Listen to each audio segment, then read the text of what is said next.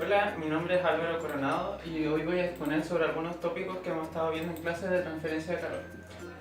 La transferencia de calor ocurre principalmente de tres formas: por conducción, por convección y por radiación, donde la conducción ocurre principalmente por el movimiento de los electrones libres, la convección por el movimiento de masas con diferencias de temperatura y la radiación por ondas electromagnéticas.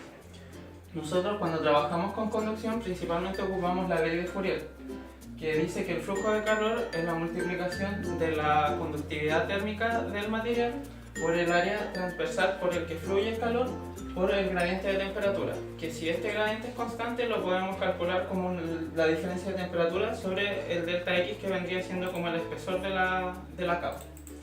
Y es importante notar que tanto el K como el área y la diferencia de temperatura son directamente proporcionales con el flujo de calor, lo que significa que si estos aumentan, el flujo aumenta.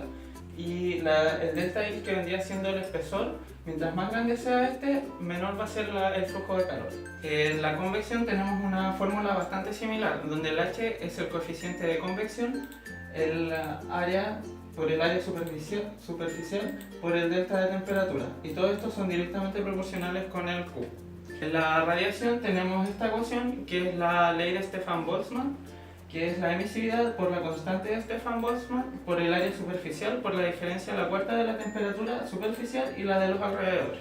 Para trabajar con resistencias térmicas nosotros podemos hacer una analogía con la ley de Ohm, que dice que la corriente es igual a la diferencia de potencial sobre la resistencia del componente. Y la analogía es que el flujo de calor es una diferencia de temperatura prima que es menor del delta de temperatura que teníamos sobre esta resistencia térmica, que para el caso de la conducción sería el delta X sobre el producto de la K por el área, y en la convección sería 1 sobre el coeficiente por el área.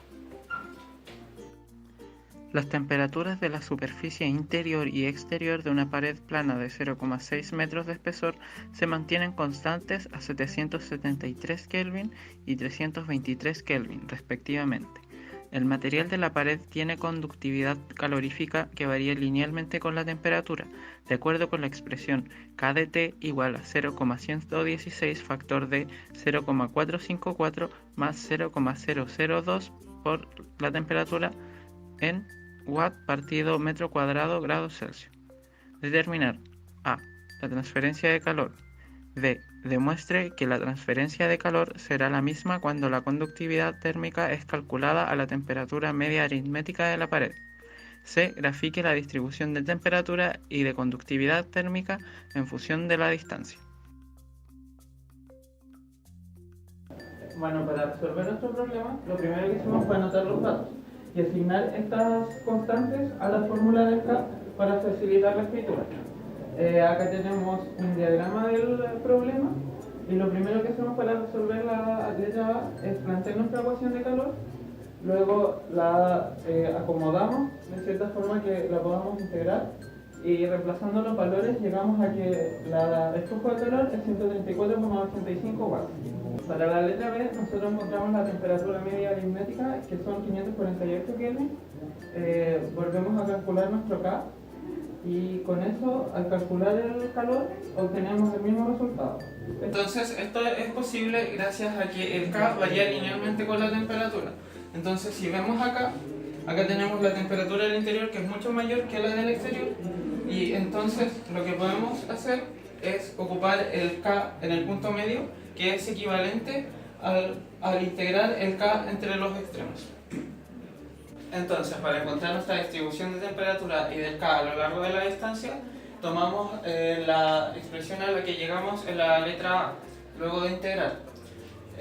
Al tomar el Q constante y tomar variable la temperatura del exterior y el espesor, podemos encontrar la función de la distancia en la temperatura.